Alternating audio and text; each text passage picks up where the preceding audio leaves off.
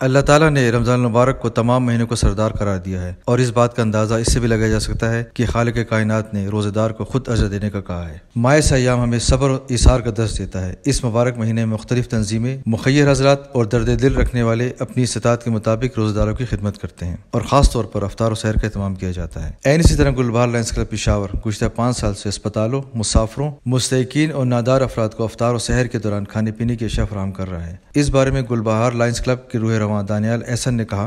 Club के रहनुमा खलील अकबर ने बताया, रमज़ान के शुरू होते ही हम पिछले 5 सालों से पेशावर गुलबहार लायंस क्लब अस्पतालों में और इसी तरह मुख्तलिफ लोगों में अफ्तारी और सहरी की तकसीम कर रहा है, जिसमें हम हर साल दस्तरखान का इनेकाद करते थे, लेकिन क्योंकि इस साल कोरोना की वबा है और SOPs को फॉलो करना पड़ रहा है, तो हम इस दफ़ा लोगों में अफ्तार पैक्स डिस्ट्रीब्यूट कर रहे हैं। जो लोग हैं जो कि अपने घरों से दूर हैं और वो अफ्तारी जो है अपने घरों में नहीं कर सकते, तो हमारा मकसद ये था कि हम उनको रोज़ाना सहरी और अफ्तारी जो है दें, क्योंकि लॉकडाउन चल रहा है और लोगों के काम और कारोबार नहीं है और जो मज़दूर का तबका है वो बुरी तरह मुतासर हुआ है। तो लोगों की तादाद हमारे इस अफ्तार पैक डिस्ट्रीब्यूशन पे ज़्यादा रहती है और दिन भर की बुनियाद पर हम 200 से ज़्यादा लोगों को खाना प्रोवाइड कर रहे हैं। और रमज़ान के बाद हमारे मुख्तलिफ प्रोजेक्ट्स चलते रहते हैं जो कि अपनी मदद आपके तहत पर किए जाते हैं, जिसमें व्हील चेयर डिस्ट्रीब्यूशन है,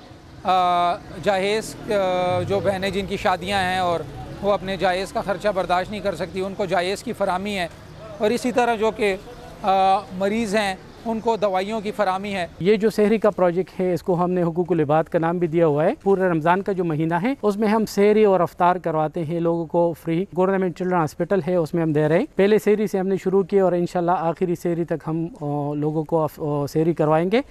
इसका तरीक़ेकार इस तरह होता है कि हम घर में सारी चीज़ें लेके अपने घर में पकाते हैं और अपने घर वाले जो मेरे घर के लोग हैं वो सब इसमें पार्टिसिपेट करते हैं और फिर हम लोग खुद घर में इसकी पैकिंग करते हैं। फिर हम इसको लेके आ जाते हैं इधर हॉस्पिटल, और हॉस्पिटल में हम हर एक पेशेंट को उसके बेड पे सहरी जो है वो प्रोजेक्ट पूरा देते हैं। और 50 से 70 के दरमियान पेशेंट और 50 से 70 के दरमियान अटेंडेंट होते हैं और उनको हम डेली सहरी करवाते हैं।